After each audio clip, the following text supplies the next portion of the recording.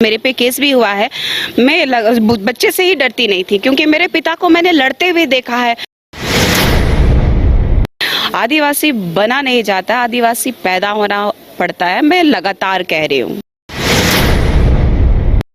या तो हमने तो नहीं स्टेटमेंट दिया, तो आप अपने समाज से पहले निपटिए ना, उसके बाद हमसे निपटिएगा। आप अपनी जमीन बचाने के लिए यहाँ के स्वास्थ्य मंत्री को भी मैंने अनर्गल कई बातें कही ताकि उनके कान पे जूं रेंग सके। उस समय में जयराम महतो ने मुझे पार्टी से निष्कासित करना उचित नहीं समझा। जैसे मैं कुर्मी पार्टी के विरोध में मैंने कहा, उन्होंने अपने कुर्मी बेटे होने का फर्ज अदा किया और उन्होंने पार्टी से मुझे निकाल दिया। या तो आपको मेरे से पर्सनल दुश्मनी है, या तो फिर आपको लगता है कि आदिवासी समुदाय को आप आगे ना बढ़ा पाए, इसीलिए आप एक लड़की को कमजोर करने की कोशिश कर रहे हैं। सोशल एक्टिविस्ट निशा भगत इस वक्त हमारे साथ बातचीत करने के लिए मौजूद है। बातचीत करते हैं और इनसे जानते हैं, क्योंकि कुर्मी को एसटी में शामिल करने की जो मांग है वो लगातार जारी है। हालांकि आपने कुछ दिन पहले एक बयान दिया था कुर्मियों को लेकर, क्या आप अभी भी उस बयान पर है? चूंकि आपको पार्टी की तरफ से निष्कासित किया गया था, आप JLKM में थी और इसी बयान से आपको निष्कासित किया गया था, तो आप अभी भी उस बयान में टिकी हैं? चूँकि जयराम महतो भी कुर्मी और महतो समाज से बिलोंग करते हैं, और मैं महतो समाज के विरोध में जब कहा मैंने कि महतो समाज आदिवासी में शामिल किसी कीमत पे नहीं हो सकते, चाहे जिस परिस्थिति में हो, वो आज भी मैं दोहराना चाहूँगी। अगर वो एक कुर्मी बेटे होने का फर्ज अदा करके वो अगर JLKM से मुझे निकाल सकते हैं, तो क्या मैं आदिवासी बेटी होने के नाते आदिवासी हक और आदिवासियों को बचाने और आदिवासी में अगर वो शामिल होते हैं तो हमारा जो हक अधिकार है, जो संवैधानिक अधिकार है, वो उसका हनन होगा। हम लोगों से कई ज़्यादा वो लोग संपन्न है, और मुझे जहाँ तक लगता है कि यदि संविधान में आपको एक विशेष अधिकार दिया गया है, OBC रैंक दिया गया है, तो आप उसका सम्मान कीजिए, संविधान का सम्मान करना जानिए। आदिवासी बना नहीं जाता, आदिवासी पैदा होना पड़ता है। मैं लगातार कह रही हूँ। देखिए, JLKM के जो सुप्रीमो है, जिस तरीके से उन्होंने जो एक्शन लिया है, आपके इस बयान के बाद उन्होंने निष्कासित किया है, इस एक्शन को आप किस रूप में ले रहे हैं? क्या आपको ऐसा लग रहा है कि कोई विशेष समुदाय के लिए काम किया जाता है उस पार्टी में? देखिए, ये राजनीति में अपना परचम लहराना चाह रहे हैं, विशेष समुदायों के लिए अगर वर्क नहीं करते तो इससे पहले भी मैं कई आंदोलन में रही। आपने देखा होगा कि ईसाई समुदाय के लोगों के विरोध में मैं लगातार कई जो धर्मांतरित लोग हैं उसके बारे बोली। जैसे कि आप अभी देख लीजिए कि अभी हमारे गुमला जिला के चैनपुर ब्लॉक में रजावल पंचायत में इन लोगों ने करम महोत्सव मनाया, चर्च वाले, और वो हमारे रीति रिवाज परंपरा, हर रूढ़िवादी परंपरा को खत्म कर चुके हैं। और हमारे करम राजा का त्योहार हम लोग किस तरीके से मनाते हैं वो पूरा देश जान रहा है। तो लगातार ये हमारी संस्कृति का हनन करते आ रहे हैं, तो तब इन लोगों ने विरोध नहीं किया JLKM ने। दूसरी बात रही कि जिस समय नगड़ी का प्रकरण चला उस समय काफ़ी मैं ट्रोल की गई मेरे शब्दों की वजह से, क्योंकि ये जो सरकार वाकई आदिवासी विरोधी लगातार काम कर रही है और हमारी जल जंगल ज़मीन को बचाने के लिए मैं अग्रिम रही हूँ। तो अपनी ज़मीन बचाने के लिए यहाँ के स्वास्थ्य मंत्री को भी मैंने अनर्गल कई बातें कही ताकि उनके कान पे जूं रेंग सके। और सबसे बड़ी बात है कि ये आदिवासी विरोधी है, इसलिए मैंने किया था। आपने एक बच्ची का रेप हुआ था, आपने देखा होगा बोकारो में, और उस समय में ये जो इरफान अंसारी साहब है, अंसारी का इन्होंने फर्ज अदा किया। एक समुदाय का कोई जो विधायक नहीं होता, पूरे राज्य का मंत्री होता है, और एक विधायक विधानसभा के क्षेत्र का विधायक होता है। तो ये दुर्भाग्य का विषय है कि यहाँ के मंत्री और विधायक लगातार अपने समुदाय के होके रह जा रहे हैं। ये जो इस देश में लोकतंत्र की खूबसूरती को लोग लगातार भूल रहे हैं। और उस समय में जयराम महतो ने मुझे पार्टी से निष्कासित करना उचित नहीं समझा। जैसे मैं कुर्मी पार्टी के विरोध में मैंने कहा, उन्होंने अपने कुर्मी बेटे होने का फर्ज अदा किया और उन्होंने पार्टी से मुझे निकाल दिया। देखिए, पहले ये माना जा रहा था कि जयराम महतो जरूर इस आंदोलन में शामिल होंगे जो 20 तारीख को होने वाला है कुर्मियों की तरफ से, लेकिन अब उनके पैर में प्लास्टर लग विशेषज्ञ है और ये भी माना जा रहा है कि अब शायद वो शामिल नहीं हो सकते हैं। देखिए, उनका जो है ये प्रकृति पूजक है हम लोग, और प्रकृति को जब जब लोगों ने छेड़ा है तब तब लोगों को नुकसान हुआ है। ये देश भी देख रहा है, आपने पंजाब में देखा है कि प्रकृति का कहर क्या होता है। तो हम प्रकृति पूजक हैं, और अगर हमें कोई नुकसान पहुंचाएगा तो उन्हें स्वतः है नुकसान पहुंचेगा। और अगर आदिवासी, मैंने कहा है, आदिवासी यूं नहीं बना जाता है। आदिवासी बनने के लिए पैदा होना पड़ता है। और लेकिन कुर्मियों के जो बड़े नेता हैं उनके तरफ से ये कहा जा रहा है कि 6 सितंबर 1950 में कॉरपोरेट घरानों के इशारों में उन्हें एसटी से हटा दिया गया था और उसके बाद उन्हें पिछड़े श्रेणी में रखा गया था। आप इससे सहमत हैं? देखिए, ये लोग जो वास्तु स्थिति, अभी भौगोलिक स्थिति कहिए, राजनीतिक स्थिति कहिए, जो वास्तु स्थिति हमारे झारखंड की 5th शेड्यूल के तहत आने वाला ये राज्य का वास्तु जो स्थिति है चरमरा गया है। और इनका जो बयान है उसमें मैं जाती नहीं, क्योंकि इन्होंने खुद ही अपना बयान दिया था कि हम क्षत्रिय हैं, और क्षत्रिय महासभा में उनके ही लोग गए थे ना, हम तो जाके नहीं बोल के आए थे, या तो हमने तो नहीं स्टेटमेंट दिया। तो आप अपने समाज से पहले निपटिए ना, उसके बाद हमसे निपटिएगा आप। 20 सितंबर में रेल रोको कह सकते हैं कार्यक्रम जो है कुर्मी समुदाय की ओर से रखा गया है। तो ऐसे में आप लोगों की तरफ से लगातार ये भी कहा जा रहा है कि आम जनता को इससे काफ़ी परेशानी होगी अगर रेल रोक दिया जाएगा। आप लोगों की तरफ से क्या स्टैंड होगा? देखिए, मैं बिल्कुल ही इसका विरोध करती हूँ, क्योंकि ये पिछले कई वर्षों से ये लगातार हमारे संविधान के साथ खिलवाड़ कर रहे हैं। और हमारे जो संविधान में हमें जो पूरे भारत के लोगों को विशेष संविधान में विशेष तरह का सम्मान और अधिकार दिया है, तो लाभ भी दिया हुआ है। तो लाभ सबका एक अधिकार है। तो उसमें देख लीजिए, रेल रोकेंगे तो कई करोड़ का उनको नुकसान होगा, आवागमन में मुश्किलें होंगी, और कई कार्यक्रम में इन्होंने आपने देखा होगा कि सरकारी चीज़ों को क्षति पहुंचाते हैं।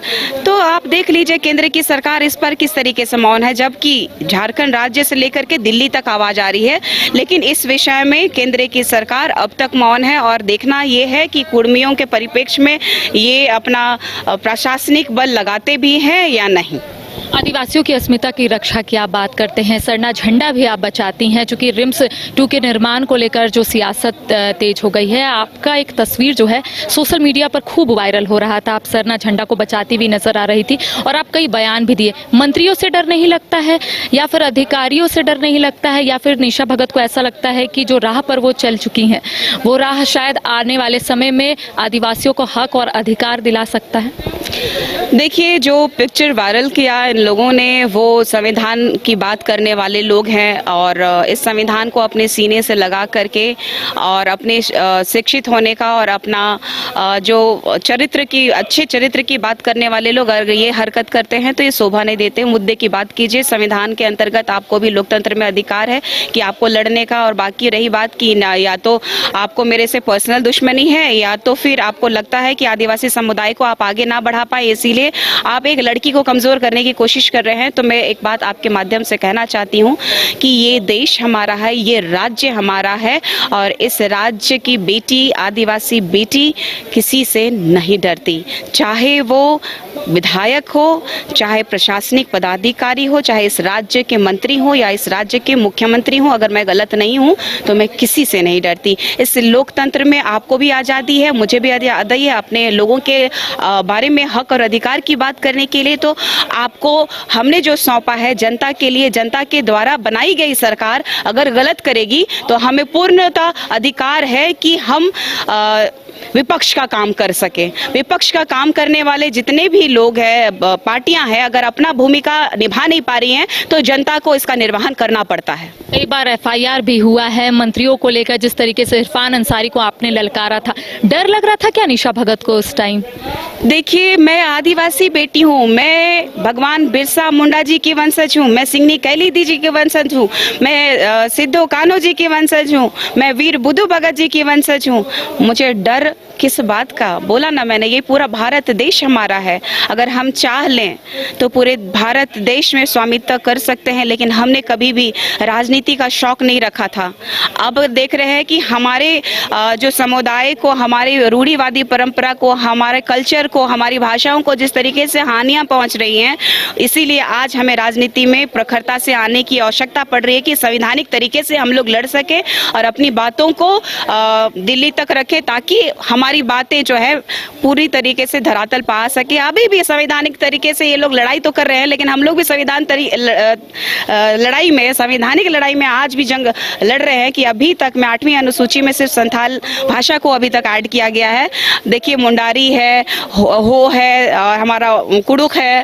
देखिए ये सारी भाषाएं जो है ना, हमारी कुड़ुक भाषा को भी नहीं मिला है, मुंडारी भाषा को भी नहीं मिला है। तो हम लोग तो इसके लिए खुद जूझ रहे हैं। CNTSPT एक्ट का लगातार उल्लंघन हो रहा है। आप देख लीजिए इस राज्य में अगर इनको बात करना चाहिए कुर्मियों को, तो बात करनी चाहिए कि कैसे इस राज्य में लोगों को बचाया जा सके। धीरे धीरे ये पूरे समुदाय की बात करते, पूरे राज्य के परिप्रेक्ष्य में बात करते करते सिर्फ कुर्मी तक कैसे सीमित रह गए।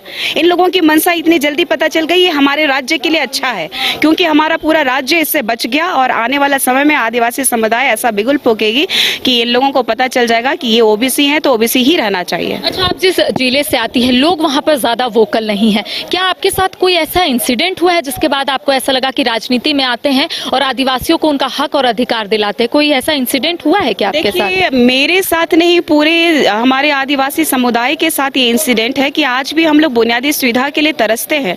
आज भी मैं गांव में, क्षेत्र में भ्रमण करती हूँ, पूरे झारखंड राज्य में मैं घूमती हूँ और गांव में जाती हूँ तो कई ऐसे गांव हैं जहाँ पे पैदल जाना पड़ता है, पगडंडियां हैं, जहाँ पे सड़क भी नहीं बनी हुई है, जहाँ नदी है वहाँ पे पुल नहीं बना हुआ है। स्वास्थ्य व्यवस्था के नाम पे अभी आपने डॉक्टर इरफान अंसारी साहब का भाषण सुना था आपने कि एम्बुलेंस कैसे जाएगा गाँव में, जबकि सड़क नहीं बना है तो हम एम्बुलेंस कैसे पहुंचाएंगे।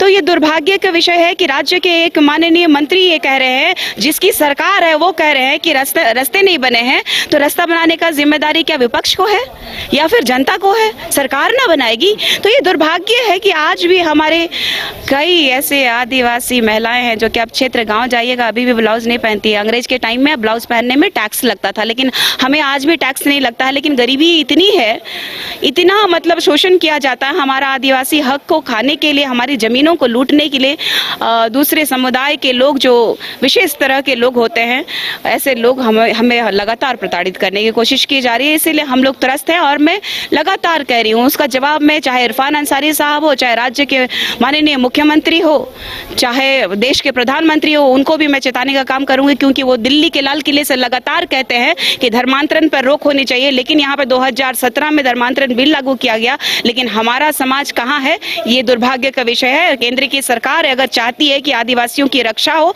आदिवासियों की अस्मिता बचे, आदिवासियों का आरक्षण गैर आदिवासी ना ले, तो इस पे प्रखरता से उनको अपनी बातों को संवैधानिक तरीके से कार्रवाई करनी चाहिए। आप जेल कैंप में काफी समय तक रही हैं। जयराम महतो किस तरीके के लीडर है? क्या आपको उन्होंने राह दिखाई किस तरीके से कार्य करना है? जिस तरीके से आपने कहा कि आदिवासियों की बात आप आखिरी तक करेंगे, आपका संघर्ष जो है आखिरी तक रहेगा, तो क्या कैसे लीडर? देखिए मैं प्रकृति पूजक हूँ और मैंने राजनीति का पावदान जो है मेरे पिता से सीखा, जो कि बचपन से ही मैं उनके पद चिन्हों पे चलती थी। आप लोगों को मेरे पिता ने प्रेस के माध्यम से ये भी बताया कि जब मैं 15 साल की थी तब झारखंड आंदोलनकारी में मेरा भी नाम प्रखरता से आया है और मेरे पे केस भी हुआ है।